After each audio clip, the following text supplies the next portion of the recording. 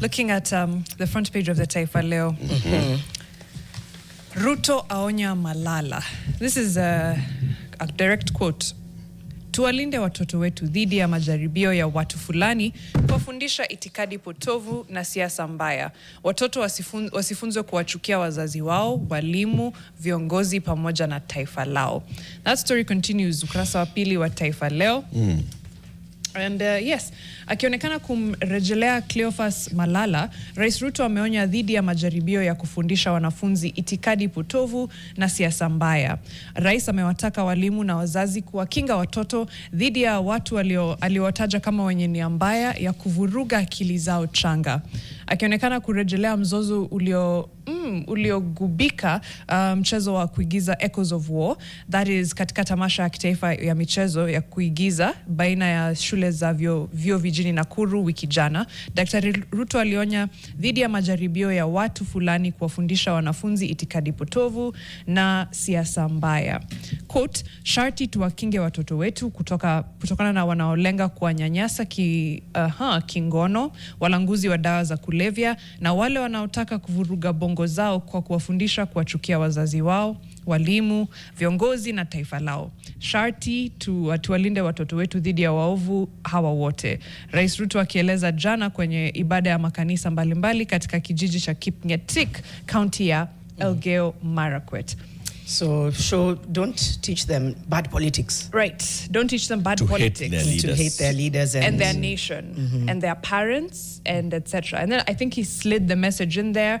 We are fighting, of course, against sexual offenders, against people who are trying to introduce them to drugs, and those who want kuvuruga bongo zao changa. Was sorry said at any point? No. Okay. An apology for doing this. For tear gassing children? Yeah. No. It is, these guys have not seen the children. They are seeing Malala. Everywhere, whatever they did, whatever they're talking about, right, it is Malala that they're talking about.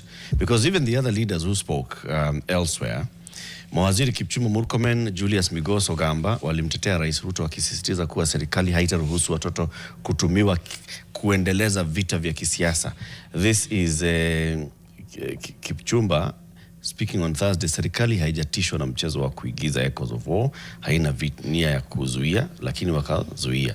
Even the Deputy President spoke yesterday as well in the North Rift, and he also talked the same language. We cannot allow our children to be taught to hate their leaders. Kwani, why leaders? And at what point in this play is it about leaders? Is it about hating leaders? Hating leaders. That's the part that got me. Even if it's about governance and, I don't know, a beautiful message many feel, at what point was it tweaked to be this negative, that it's hatred towards leaders and we're, what is it, brainwashing them? And at no point are you saying, really, we could have handled it better. Right. We apologize. There's nothing. No accountability for, again, tear gassing children. No accountability for that. It's just we can't allow our children to be brainwashed. We can't allow this and that. I think there's something really profound about a nation that doesn't care about its children. That it's the, if the person, if you don't care about that small person who is the future, they're also the present, because guess what, they're here right now.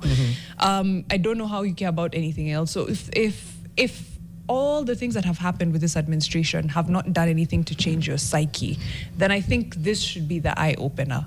Because it's certainly, for me, it's just hammering what I already know, but it certainly should be an eye-opener. The fact that you're stifling children's right to creativity, they're tear-gassed, and there's no apology. It's just that we're not going to allow them to be brainwashed. We're not going to allow them to be brainwashed. We can't allow messages that tell them to hate their leaders to be out there. I think children learn more from action than from rhetoric. So if it is the person who is teaching me some play, etc., versus the person who's tear-gassing me, I think I don't know which way I'll go. The message lands. No, that's really well said.